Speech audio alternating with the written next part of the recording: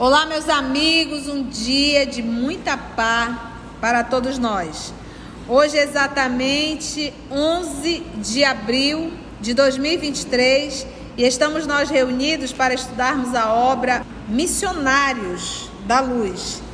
Nós iniciamos a semana passada o capítulo 8, intitulado No Plano dos Sonhos.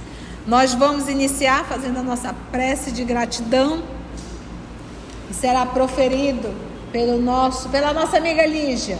Vai fazer a nossa prece e logo depois a nossa querida Cecília, que é a nossa continuista, vai recordar o nosso estudo de ontem. Mestre amigo Jesus, é uma honra podermos estar aqui mais uma noite em volta da sua palavra. Obrigada, Senhor. Obrigada por termos sido chamados.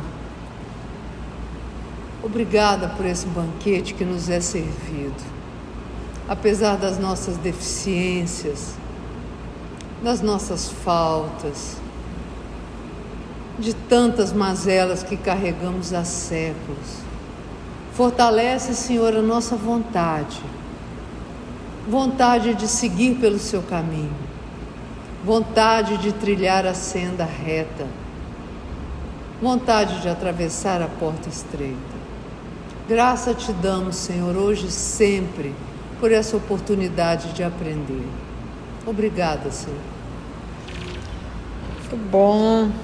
Então vamos ouvir a nossa amada Cecília, que vai fazer a nossa recapitulação.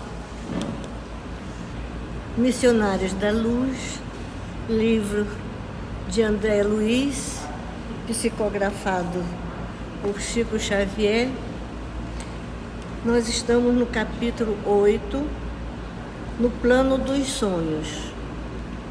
Após o irmão Francisco ter explicado qual era o trabalho dos grupos socorristas que ficavam próximo à crosta da terra para o auxílio aos sofredores na matéria, ou então aqueles também que já estavam no fim da sua jornada, que já eram moribundos, esses eram que recebiam socorro desses grupos organizados para assisti-los, para aliviar seus sofrimentos. Após essa explicação toda que ele deu ao André, ele pede ao instrutor Alexandre permissão para participar de uma assembleia que Alexandre ia administrar, que nessa assembleia ia se tratar da mediunidade e do psiquismo com relação às pessoas ainda encarnadas, mas que eram colaboradores do plano espiritual. Claro que o Alexandre concedeu a oportunidade de todos os membros e amigos de Francisco para participar dessa atividade. E continuando, aproveitando a oportunidade, Alexandre explica para André a importância desse trabalho que ele vai realizar, porque aquelas pessoas que colaboravam com a espiritualidade, quando ainda encarnados, elas estavam precisando de maiores esclarecimentos e qualificação em situações especiais, e que para isso ele tinha montado um curso, e que esse curso ele ia abordar todos os aspectos necessários paulatinamente. Então, com isso, ele também falou da tristeza dele com relação ao resultado desse trabalho, desse núcleo que ele organizou com os colaboradores encarnados. Então, que ele disse que inscritos tinham mais de 300, entretanto, apenas 32 compareciam, e às vezes até muito menos, e que nessa noite ele estava muito feliz porque ia ter um grupo bem maior em função da participação dos amigos de Francisco. E André ficou assim, acompanhando todo o raciocínio e perguntou a ele se após esse curso, após as informações, se aquelas criaturas que vinham assistir, se eles conservavam o entendimento do que fora passado. O instrutor responde que dependia, porque se fosse o homem eterno, ou seja, o espírito, existia maior possibilidade de guardar os ensinamentos e seria também bem maior na medida que houvesse uma evolução também maior desses espíritos. Com relação ao homem físico, a coisa já era mais difícil, uma vez que eles, encarnados, o homem era chamado a muitas outras providências, a muitas outras atividades, e com isso a lembrança ia ficando mais apagada, mais difícil de ser retida. E aí em diante ele continua a fazer as explicações relativas à manutenção do entendimento desse curso. Muito bem, a gente está doido para ouvir, né? No momento nós estamos ainda, o Alexandre falando, né? Diz, André, porque o que acontece? É uma reunião que acontece no mundo espiritual com encarnados. Pessoas que estão encarnadas aqui e durante o sono vão. E ele diz, muito bem lembrado pela Cecília, que tem 300, um pouco mais de 300 inscritos. Desses inscritos só comparecem 32. E desses 32 não tem uns que faltam. Então, desses que vão, então, ou seja, é pouquinha gente. Pode uma coisa dessa? Uma reunião no mundo espiritual? Eles assim, eles guardam lembrança de alguma coisa. Diz, olha, o homem, o cérebro não lembra não, mas o espírito ele grava. Que aí vem os processos das intuições. Então não se perde, ninguém vai para o mundo espiritual fazer um curso para nada. Isso fica no arquivo, isso vai somar. Por isso, às vezes, nós encontramos facilidades em compreender determinadas lições. E tem outros que não dá conta de entender. Então, quando você consegue, você de repente pega um livro, você faz uma lição, você consegue compreender aquilo com uma facilidade, aquilo tem uma lógica muito grande dentro de ti, é porque isso está no teu arquivo. Entendeste? Quando você está passando por uma situação, algo que de repente você toma uma atitude nobre, isso pode ter sido sim o que estava no seu arquivo. Entende? Então não se perde. Eu não lembro, mas isso está no meu arquivo, na minha condição de espírito, e eu carrego na forma de intuições. Estamos juntos? Então nós estávamos, né, Augusto, comentando. E vamos voltar ainda a comentar essa resposta dos missionários do Alexandre em relação ao conservam a recordação integral dos serviços partilhados? Resposta: as aulas, no teor daquela que você assistirá nesta noite. Alexandre falando a André, que o André se convidou, né? O André não se convidou? Eu posso ir também? São mensageiras de inexprimíveis utilidades práticas. Então, os estudos vão trazer muitas lições, são mensageiras de lições de utilidade prática ali no dia a dia. Despertando na crosta, crosta é aqui na terra, tá? Crosta é aqui na terra. Eu gosto sempre de dar essa explicação, que às vezes a pessoa fica boiando quando fala em crosta, né? Vê uma laranja, já viu uma laranja com casca e tudo? Ok? A casca da laranja é a crosta da terra, é onde nós estamos, porque no centro da terra não tem nada. Nada que a gente diz, entende, não tem habitantes encarnados no centro da terra, tá? Desencarnado tem, mas encarnado não. Então nós estamos aonde? Na crosta, que é essa parte da casquinha da laranja, tá? Isso é a crosta. Então, despertando na crosta, depois delas, os aprendizes, depois delas quem? das aulas. Os aprendizes experimentam alívio, repouso e esperança, a par da aquisição de novos valores educativos. Quando a gente está aqui presente, depois de uma aula dessa, de um estudo desse, como é que você sai daqui? Pesado ou leve? Então eles acordam com essa sensação de leveza, de bem-estar, que a gente sai bem de um estudo. Então eles acordam bem. Alívio, repouso e esperança. A gente sai daqui esperançados, né? Puxa vida, né? Uma esperança, né? Esperançosos. Ai, meu Deus, eu vou me tornar um capeta menos decapitado, né? Sai daqui, né, Lourdes? A par da aquisição de novos valores educativos, né? Porque você aprendeu um pouco mais. É certo que não podem reviver os pormenores, ou seja, eles não têm como lembrar do rosto do palestrante, que eles estavam sentados, que tinha 30 e poucas pessoas, e tudo que o palestrante falou. Não, porque a máquina cerebral não participou disso, foi o espírito. E lembra que em espírito não é vocabulário, é pensamento. Parece até que está falando, mas não é, é pensamento. Então, quando eu falo, eu estou limitada. Quando eu penso, não estou limitada. Então ele acorda com aquelas sensações, né? Com aquela emoção, com aquela vontade, com aquelas ideias. Ele diz: é certo que não podem reviver os pormenores, mas guardarão a essência, sentindo-se o quê? Revigorados. É como a gente sai depois de um estudo, né? Revigorados.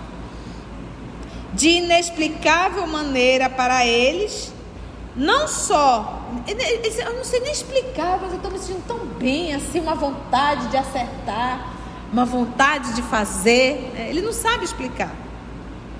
Mas também a beneficiar o próximo e combater com êxito as próprias imperfeições, a vontade de auxiliar e a vontade de combater as imperfeições que estão dentro de si mesmo. Seus pensamentos tornam-se mais claros.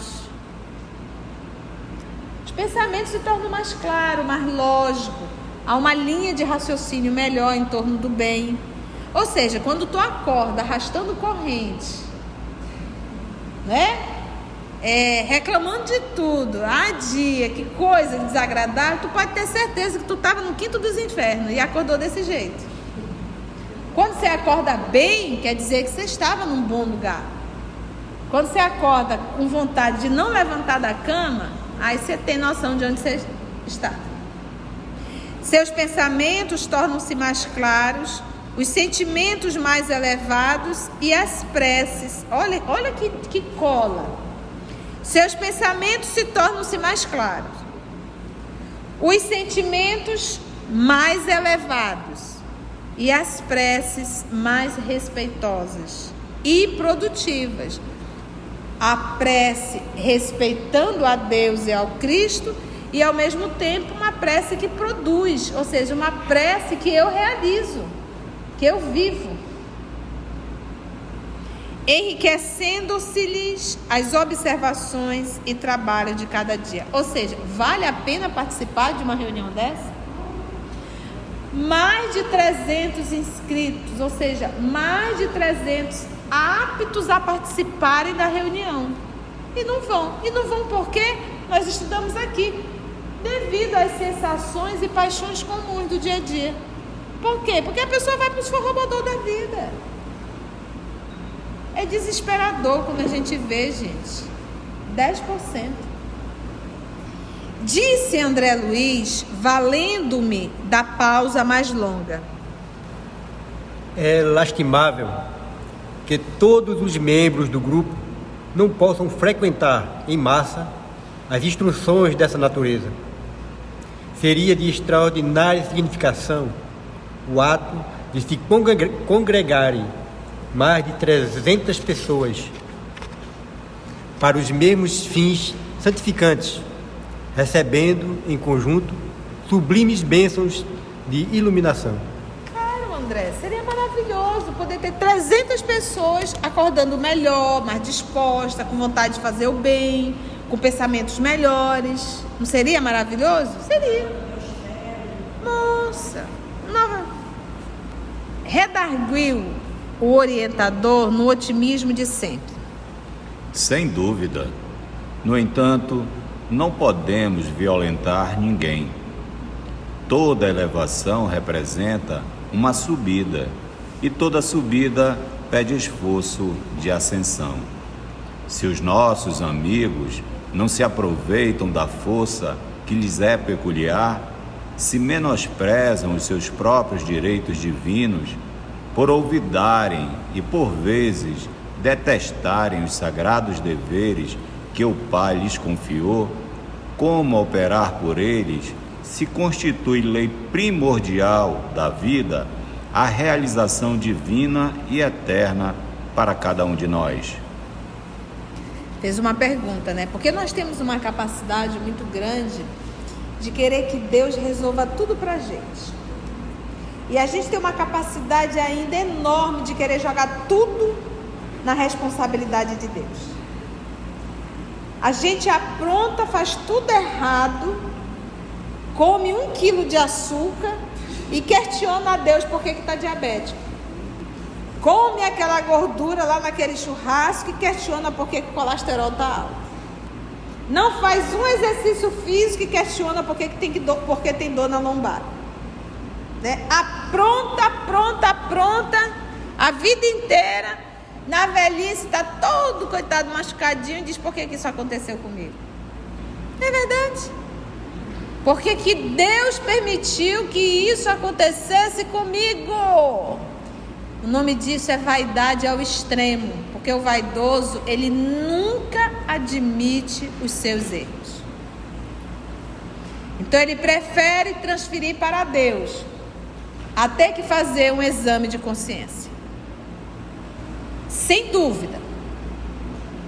No entanto, não podemos violentar ninguém. Seria maravilhoso? Seria. Mas tem como ele chegar lá e pegar pela orelha? Tu vai participar da reunião. Mas eu não quero. Vai sim. Isso é violentar o livre-arbítrio. O livre-arbítrio é uma lei divina. O livre-arbítrio é uma lei inderrogável. Jesus não respeitou a escolha de Judas? Inderrogável. Quer te quebrar? Te quebra. Quem vai assumir a responsabilidade é você. Qual a característica de um espírito inferior? Não respeita o livre-arbítrio de ninguém. Quer ir lá e quer dizer o que o outro tem que fazer. Nós somos assim. Você não pode fazer isso, está errado. É assim, assim, assim, assim. Vaidade. Espírito nobre não. Eles orientam, advertem, convidam. Não quer, posso fazer mais nada. Não podemos violentar ninguém. Violentar é eu não quero e sou obrigado. Isso é violentar. Não podemos. Toda elevação representa uma subida e toda subida pede esforços de ascensão. Esse movimento de subir é preciso fazer esforço, ou seja, evoluir dói. Ninguém evolui fazendo o que quer, porque o que queremos quase sempre é bem contrário do que Deus quer. Então, exige de nós um esforço para subir. E se eu tenho que subir, é porque eu estou embaixo, nas trevas da ignorância. Eu preciso sair dessa lama. E esse movimento exige de todos nós esforço. E qual é o esforço? Eu não vou fazer o que eu quero. Eu vou fazer o que Deus quer. E isso promove dor. Toda elevação representa uma subida. E toda subida pede esforço de ascensão. para poder subir. Você já andou de avião, né? Ele vai carregado até um certo ponto, né? Quando ele está bem aprumadinho ali na pista, para ele subir, as turbinas têm que ser ligadas e um esforço enorme para subir. Assim somos nós. Ninguém vai ascender, subir sentado no pudim das acomodações diárias. Não, e aquela coisa, quando eu falo sentado no pudim, é acomodação. Quando der. Ainda não é meu tempo. Eu não sou Chico Xavier. E nisso a gente está se enrolando cada vez mais. Ninguém vai subir sem força. Se os nossos amigos não se aproveitam da força que lhes é particular, que é particular, né? Comum, é dele. Se os nossos amigos não se aproveitam da força que lhes é peculiar, que lhe é particular, que lhe é própria, se menosprezam os seus próprios direitos divinos. Porque olha só, primeiro, você tem força porque ele não convidou o espírito da treva.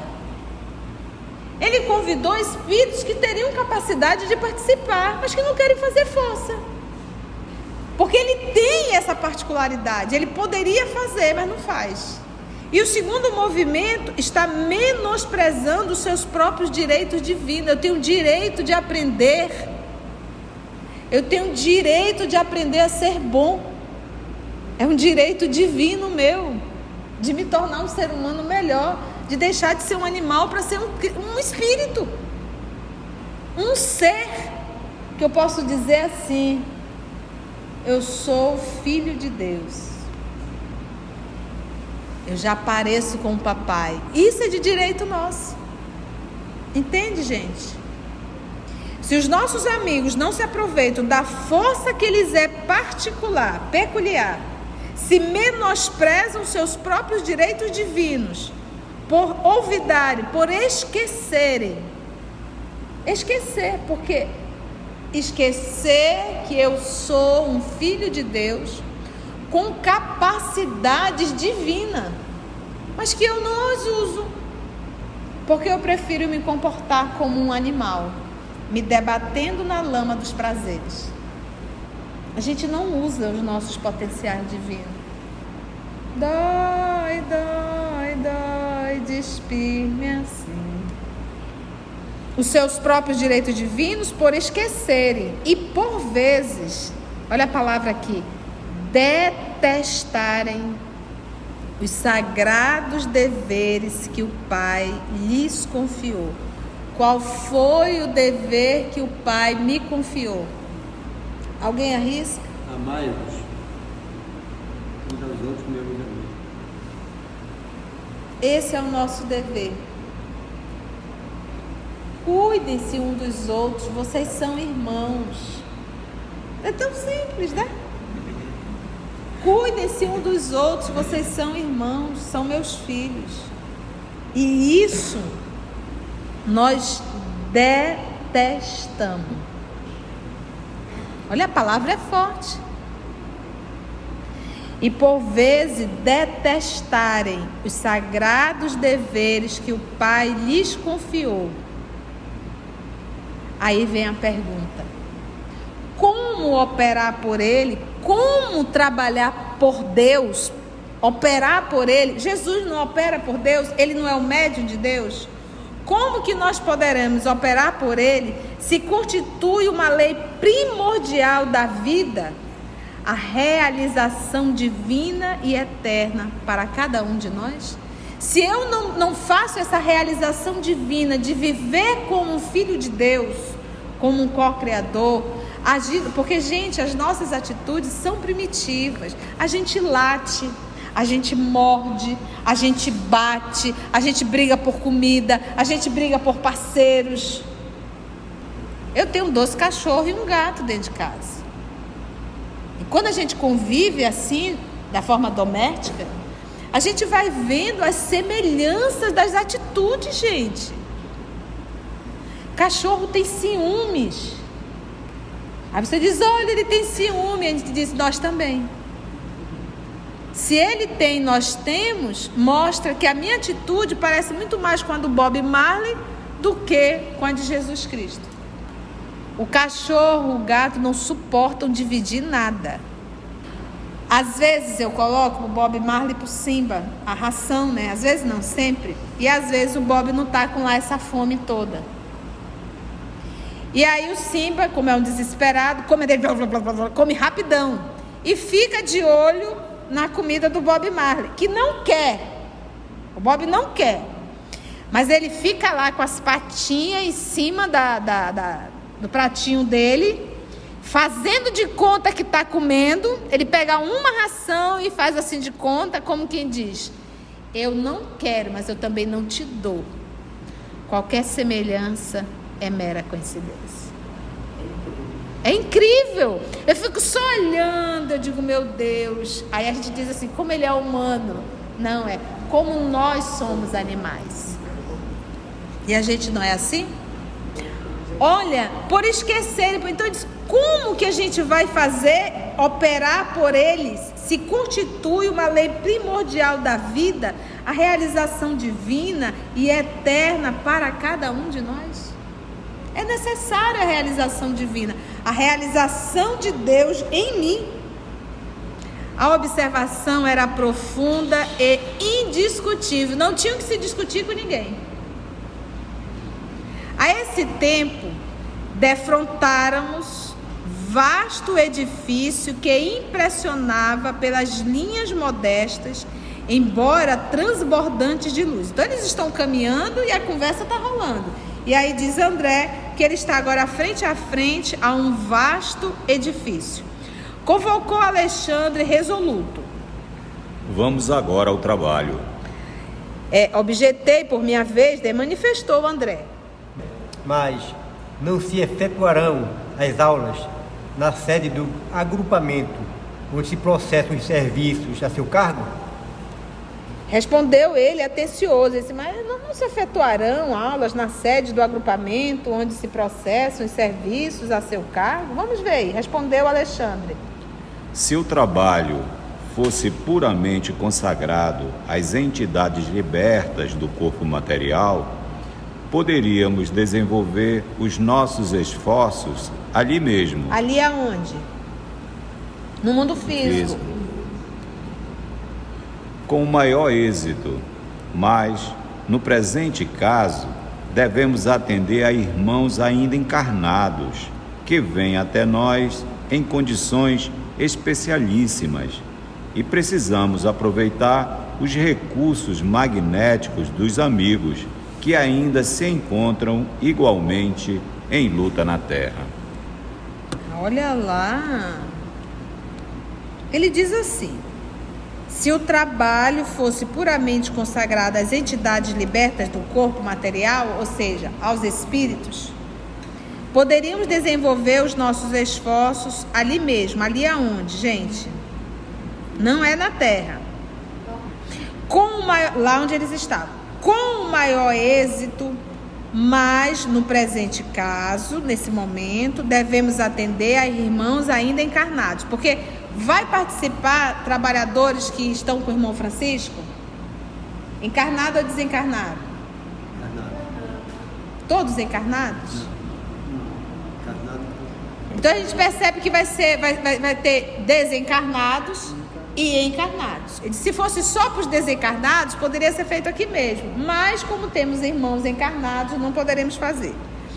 Devemos atender a irmãos ainda encarnados, que vêm até nós em condições especialíssimas. E precisamos aproveitar os recursos magnéticos dos amigos que ainda se encontram igualmente em luta na Terra. Então vamos ver como é que eles vão aproveitar esses recursos magnéticos dos encarnados que vão participar dessa reunião. Vamos para a reunião. E chegados diante da porta de entrada, onde se movimentava grande número de companheiros do nosso plano, porque encarnado era um gato pingado, o instrutor explicou: temos aqui uma nobre instituição espiritista, a serviço dos necessitados, dos tristes, dos sofredores. O Sagrado Espírito de Família Evangélica permanece vivo nesta casa de amor cristão que o Espiritismo ergueu por intermédio de uma venerável missionária do Cristo. Nossos trabalhos se desdobrarão aqui com mais eficiência relativamente aos fins a que se destinam. Então dá a entender que eles estão aonde? Na Terra, dentro, próximo frente a um centro espírita. Então vamos voltar lá no parágrafo anterior. Ele diz assim: vamos agora ao trabalho. Convocou Alexandre. Aí diz o André: mas não se efetuarão as aulas na sede do agrupamento, onde se processa o serviço a seu cargo? No mundo espiritual, ele diz: se o trabalho fosse puramente consagrado às entidades libertas do corpo material, poderíamos desenvolver os nossos esforços ali mesmo, com o maior êxito. Mas no presente caso, devemos atender a irmãos ainda encarnados, que vêm até nós em condições especialíssimas e precisam aproveitar os recursos magnéticos. Beleza. E aí ele diz: chegados diante da porta de entrada, onde se movimentava grande número de companheiros do nosso plano, o instrutor explicou. Então eles estão agora no centro espírita, né? E um grande movimento de espíritos. Aí ele diz: temos aqui uma nobre instituição espiritista a serviço dos necessitados, dos tristes, dos sofredores. O Sagrado Espírito de Família Evangélica permanece vivo nesta casa. O Sagrado Espírito de Família Evangélica. É fácil encontrar uma casa assim? De amor cristão que o Espiritismo ergueu por intermédio de uma venerável missionária do Cristo. Nossos trabalhos se desdobrarão aqui com mais eficiência relativamente aos fins a que se destinam. Acentuou André. Como é interessante o fato de necessitarmos dos ambientes domésticos para instruções aos companheiros encarnados. Comentou Alexandre com elevada sabedoria, porque o André se pensa assim: mas é interessante isso, né? É o fato de necessitarmos dos ambientes domésticos para instruções aos companheiros encarnados. Podia levar esse povo lá para o mundo espiritual e aprender tudo lá, né? Por que a gente precisa da instituição? Vamos ver a resposta? Sim. Você não pode esquecer que grandes ensinamentos do próprio Mestre foram ministrados no seio da família. A primeira instituição visível do cristianismo foi o lar pobre de Simão Pedro, em Cafarnaum. Uma das primeiras manifestações de Nosso Senhor diante do povo foi a multiplicação das alegrias familiares, numa festa de núpcias em pleno aconchego do lar. Muitas vezes visitou Jesus as casas residenciais de pecadores confessos, acendendo novas luzes nos corações. A última reunião com os discípulos verificou-se no cenáculo doméstico.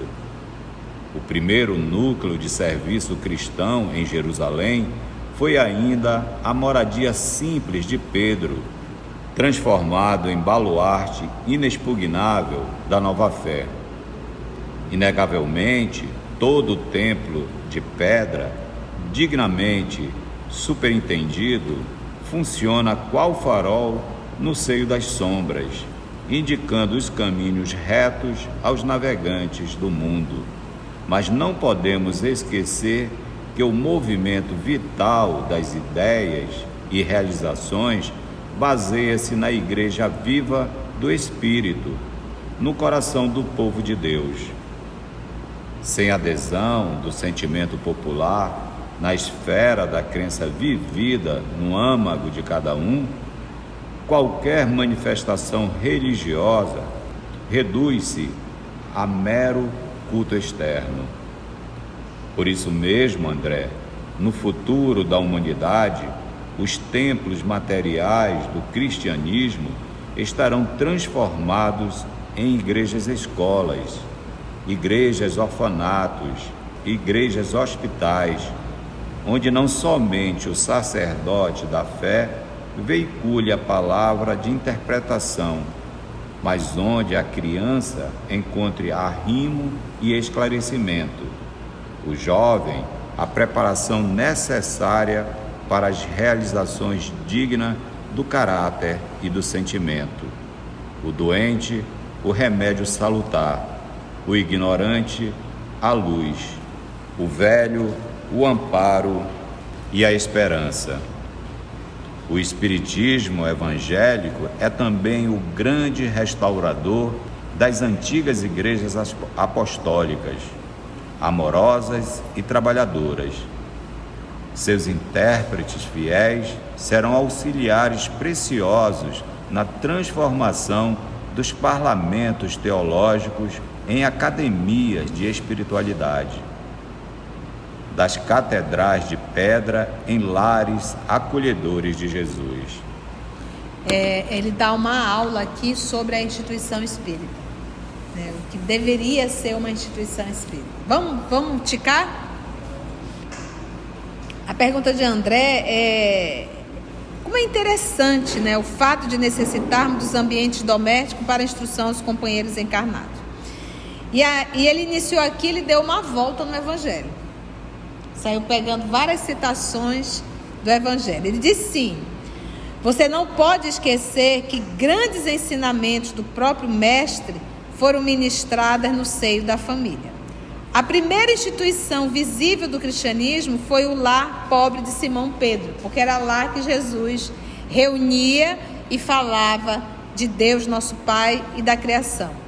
Foi o lar pobre de Simão Pedro em Cafarnaum. E é tão interessante porque Jesus, ele era primo de Levi, que é o Mateus, e de Tiago Menor, e de Judas Tadeu. E Mateus era um cobrador de impostos. Então Mateus era um homem rico, né? Um cobrador de impostos era um homem rico. E ele não optou em ficar na casa de Levi, ele optou em ficar na casinha simples de Simão Pedro, em Cafarnaum. Uma das primeiras manifestações de Nosso Senhor diante do povo foi a multiplicação das alegrias familiares numa festa de núpcias. Jesus estava numa festa de casamento, né? Era um casamento, e com certeza quem convidou era seu amigo, isso fica muito claro na obra Boa Nova. E ali, durante a festa, nós sabemos que as festas duravam dias, não era um dia, eram dias, e faltou vinho. E tinha uma crença dentro do judaísmo que se no casamento faltasse vinho, esse casamento não seria próspero, né? Não seria próspero. Então a mãe chegou próximo do Nosso Senhor Jesus e avisou que tinha acabado o vinho. Ele disse: mãe, tu sabe que não é chegado meia hora, né? Mas aí a Maria, né, disse: olha, sigam Jesus e façam tudo o que ele pedir. Diz Emmanuel, se a gente tivesse aprendido isso, faça tudo que Jesus pedir, né? E aí os servos seguiram, Jesus pediu que colocasse as bilhas com água, e ali ele fez o que ele coloca aqui, né? As manifestações, né? Ali ele transformou, movimentando as moléculas, a água em vinho. E pediu que servisse ao convidado especial. Toda a festa tinha um convidado especial. E foram servir o vinho, o convidado especial da festa disse: nossa, eu já tinha visto as pessoas começar com bom vinho e terminar com mau vinho, né? O vinho ruim. Aqui não, vocês começam com o ruim e depois da festa que vocês vão servir o bom, né? Porque, ou seja, quando a pessoa está sóbria, aí servia o bom vinho. Lá pelas tantas já estava todo mundo tocado, era um vinho já ruinzinho, né? E ali não, ele tinha servido o contrário. Então, olha como ele avaliou o vinho que Jesus transformou, movimentando as moléculas. Lembra que nós estamos falando de um Cristo, não é do vizinho. Então, o Criador, o co-criador do planeta Terra. Então esse foi o primeiro movimento, diz assim, ele estava onde? Numa festa em família, festa de casamento. Diante do povo, foi a multiplicação das alegrias familiares numa festa de núpcias, em pleno aconchego do lar. Muitas vezes, visitou Jesus as casas residenciais de pecadores confessos, acendendo novas luzes nos corações. É só lembrar do cobrador de impostos, lembra? Do pequenininho, como era o nome dele? Zaqueu, né? Que era, todo cobrador de impostos, ele era olhado como um homem de má vida. Por quê? Porque ele era judeu e servia aos romanos. Cobrava os impostos dos seus irmãos de raça para passar para os romanos. Então, perante os hebreus, os judeus, eles eram um homem de má vida. Mas como é que o teu mestre senta-se à mesa com homens de má vida, com mulheres prostitutas, né? E quando Jesus entrou na casa de Zaqueu, Zaqueu já disse, olha, Senhor, se eu desviei dinheiro, se eu roubei alguém, se eu fui injusto, eu divido tudo, devolvo, faço qualquer negócio, né? Ele tadinho, né? Tão lindinho ele. E aí Jesus disse assim, hoje Yeshua entrou na sua casa, porque Jesus e Yeshua é salvação, a pronúncia é essa. Então ele fez um trocadilho ainda, hoje eu entrei na sua casa, hoje Jesus entrou na sua casa, hoje Yeshua, a salvação, entrou na sua casa, né? Vê o processo de mudança. E aquilo que ele diz aqui, ó, muitas vezes visitou Jesus as casas residenciais de pecadores confessos, acendendo novas luzes no coração. Porque quando o Zaqueu disse, olha, se eu roubei eu devolvo, é porque ele sabia que ele explorou muita gente, mas estava disposto a devolver, né? A última reunião com os discípulos verificou-se no cenáculo doméstico, aquela Páscoa, né? Preciso comemorar essa Páscoa com cada um de vocês, né? O primeiro núcleo de serviço cristão em Jerusalém foi ainda a moradia simples de Pedro, então transformada em fortaleza inexpugnável, ou seja, invencível da nova fé, porque foi ainda Simão Pedro transformando a sua casa num verdadeiro hospital, numa verdadeira escola, num verdadeiro templo, e ali começou o trabalho, né? Na obra Paulo Estevo fala em Jerusalém já, né? Ele já em Jerusalém, dando a continuidade ao trabalho na casa do caminho, como era chamado. Inegavelmente, agora ele vem, todo templo de pedra, dignamente superentendido, funciona qual farol. Qual é a função do farol? Iluminar e informar. Ele ilumina e ele guia. E normalmente se põe um farol para avisar o quê? Ali é um porto, né? Para-se. Ali tem um lugar para se parar. É interessante a fala de Alexandre.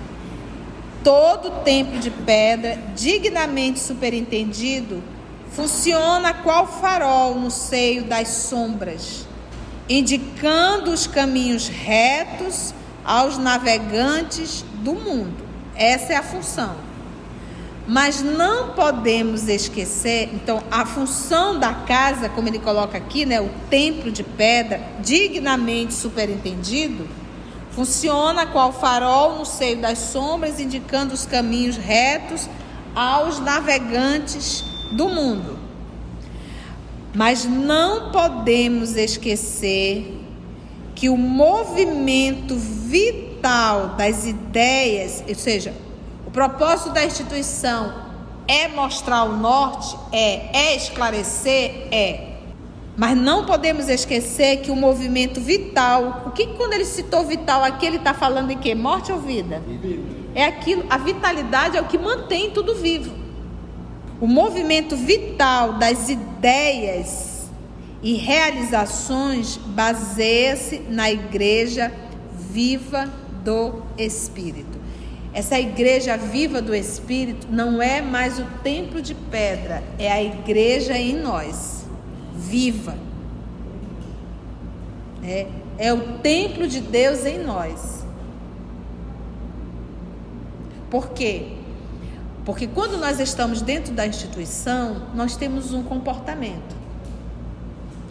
Quando nós estamos na vida, no cotidiano, nós temos um outro comportamento. Por quê? Porque nós não temos a igreja viva dentro de nós.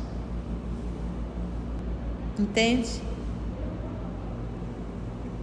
Na igreja viva do Espírito, aonde?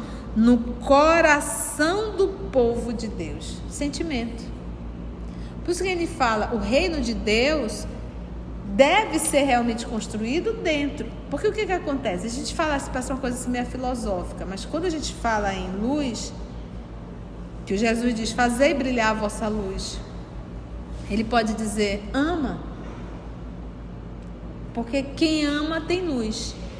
E quando você ama, já pautado nessa luz, já pautado nessa igreja viva do Espírito,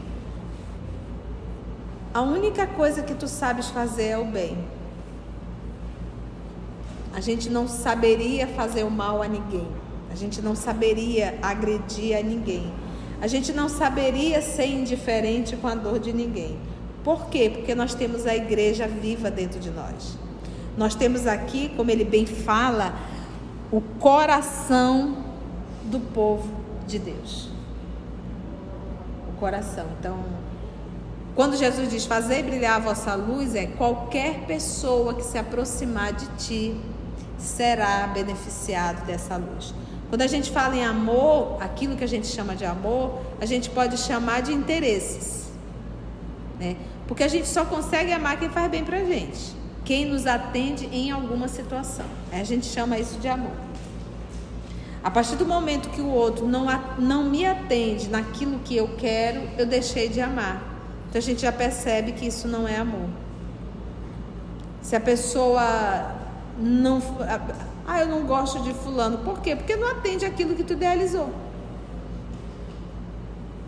Me irrita, me incomoda, BBB, bababá, tititi. Mas isso é o quê? É resultado de interesses, troca. Então o que nós fazemos são trocas. Eu gosto de ti por causa disso, por causa disso, por causa disso, por causa disso. E realmente nós estamos nesse nível. Quem que consegue amar um chato, que a gente considera um chato? Né? Quem consegue amar aquela pessoa que te persegue?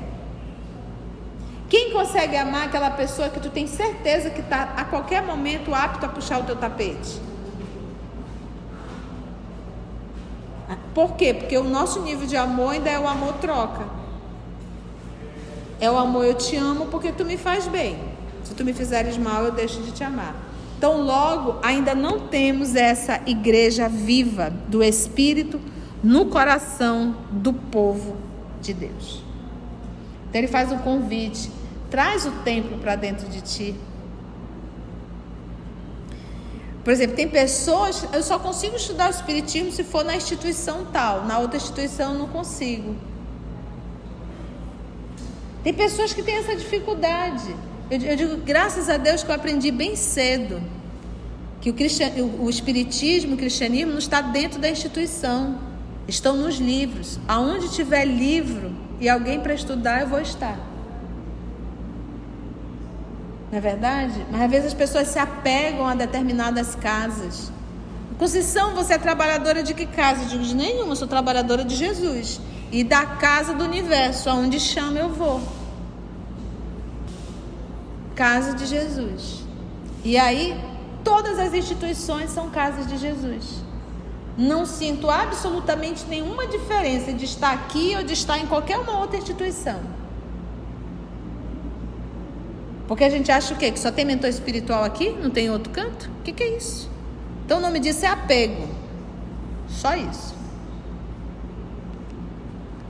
Agora, no período de Covid, fizemos todos os nossos estudos numa instituição, numa empresa, que se transformou no lado do Cristo ali. E ainda fazemos, diz Augusto. A gente até brinca, irmão Melo, né? É irmão Melo. Centro Espírita é irmão Melo. Continua ele, o tempo já foi. Só para a gente finalizar aqui. Não vai dar tempo de finalizar. Na igreja viva do Espírito, no coração do povo de Deus, sem adesão do sentimento popular, sentimento de todos, sem adesão do sentimento popular na esfera da crença, vivida no âmago de cada um, qualquer manifestação religiosa reduz-se ao mero culto externo, que é o que nós vivemos. Vamos parar aqui? Sem sentimento, gente, sem um envolvimento emocional, nós apenas fazemos culto externo. Rituais. Vem para a reunião mediúnica, escuta os espíritos, mas não participa emocionalmente das comunicações. Não se sensibiliza. Fala de forma mecânica. E por aí se vai. Vai dar sopa, dá de forma mecânica. Vai fazer um diálogo fraterno, faz aquilo de forma mecânica, não há empatia com a dor do outro. Foi bom, gente? Cenas do próximo capítulo, então, e a próxima semana, né, Augusta? A gente continua comentando. Foi bom, gente? Deu para aprender? Se você chegou até aqui o final, deixa seu comentário.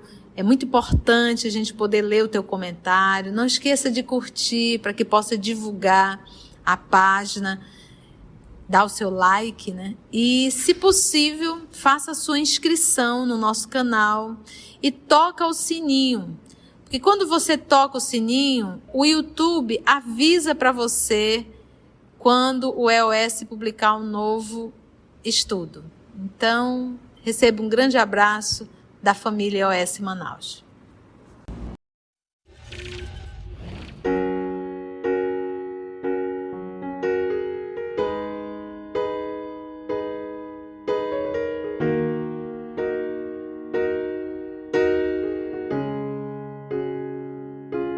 Antes de orarmos em agradecimento, vamos ouvir algumas considerações da tia que destacamos neste estudo para a reflexão dos ensinamentos.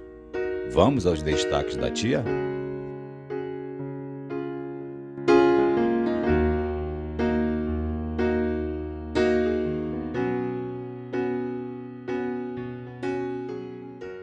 Então não se perde, eu não lembro, mas isso está no meu arquivo, na minha condição de espírito, e eu carrego na forma de intuições.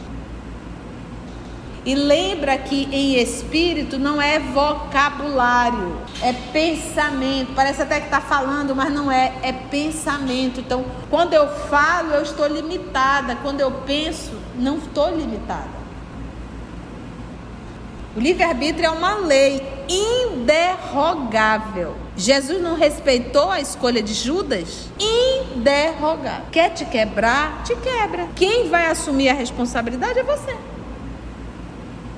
E se eu tenho que subir, é porque eu estou embaixo, nas trevas da ignorância. Eu preciso sair dessa lama. E esse movimento exige de todos nós esforço. E qual é o esforço? Eu não vou fazer o que eu quero. Eu vou fazer o que Deus quer. E isso promove dor.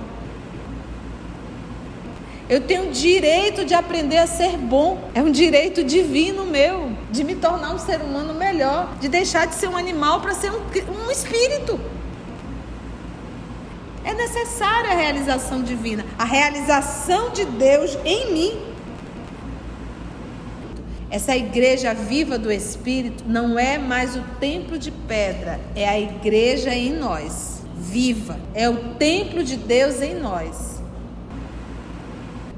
Que Jesus diz, fazei brilhar a vossa luz. Ele pode dizer, ama, porque quem ama tem luz. E quando você ama, já pautado nessa luz, já pautado nessa igreja viva do Espírito, a única coisa que tu sabes fazer é o bem. A gente não saberia fazer o mal a ninguém.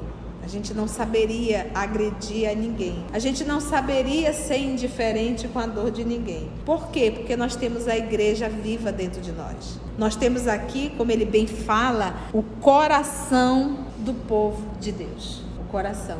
Quando Jesus diz, fazei brilhar a vossa luz, é qualquer pessoa que se aproximar de ti, será beneficiado dessa luta.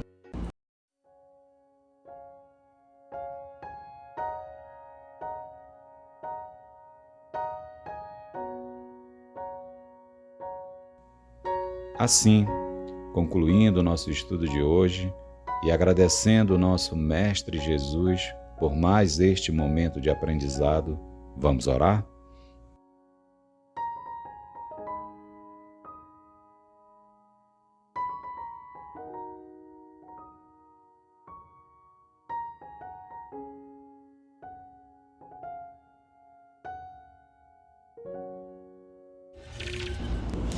Então, vamos orar. Agradeço sempre a Deus, a Jesus, a espiritualidade amiga, por essa oportunidade que eles sempre nos dão de estarmos aqui juntos para aprendermos. É um jantar espetacular, na verdade. Lourdes, Jesus te chama para orar. Venha orar com a gente. Vamos envolver a nossa irmã Lourdes, que irá fazer a nossa prece de gratidão. Amado Mestre Jesus, estamos aqui, Senhor, com os nossos corações transbordando de alegria e de gratidão, porque ao Tu nos oferecer mais um dia, compreendemos finalmente a Tua misericórdia e o Teu amor por nós. Porque a cada dia, Senhor, temos a oportunidade de refletir, de ressignificar, de aprender, Senhor, a ser mais justo, a ser mais misericordiosos, a aprender, Senhor, a perdoar. Por isso, Te somos muito gratos. Muito obrigado, Mestre querido, por ter feito o convite para nós participarmos desse banquete. Muito obrigado, Senhor, porque Tu reuniste todos os corações sedentos de conhecimento e sedentos de amor, Senhor. Mas queremos Te pedir, Mestre querido, que nós, no repouso do corpo físico, possamos continuar conectados aos nossos amigos espirituais. Nós possamos aproveitar esse momento onde o corpo físico repousa, mas a mente, o coração, o nosso espírito continua em busca desse aprendizado de amor e de misericórdia. Abençoa cada um de nós aqui presente e aqueles amigos que hoje não conseguiram aqui chegar.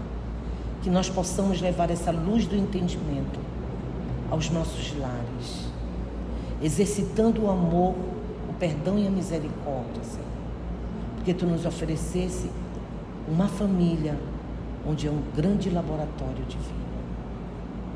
Muito obrigado, Senhor, por tudo que Tu nos dás, por tudo que Tu nos deste, Senhor. Abençoa o nosso Brasil, a pátria do Teu Evangelho de amor. Mas abençoa também a Mãe Terra, que se ofereceu para que pudéssemos fazer a nossa caminhada evolutiva. Só temos a agradecer, querido amigo, e queremos assim, em uma só voz, dizer: queremos ficar contigo, hoje e sempre. Assim seja.